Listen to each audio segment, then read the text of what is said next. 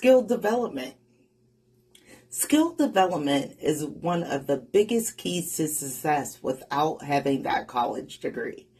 While working in home care and nursing homes, I gained valuable experience in patient care, management, and much more. Then in the doctor's office, I didn't just stop at being a file clerk. I learned everything that I could from front to back. I learned administrative tasks. I learned the medical billing and coding. And eventually I became an essential part of the team.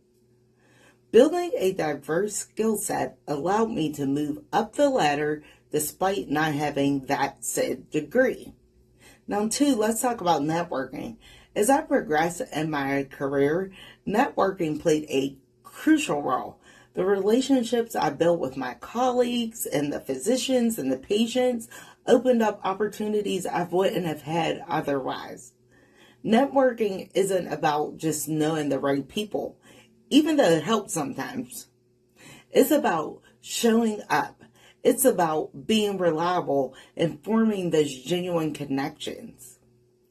It's about building trust, which often opens doors faster than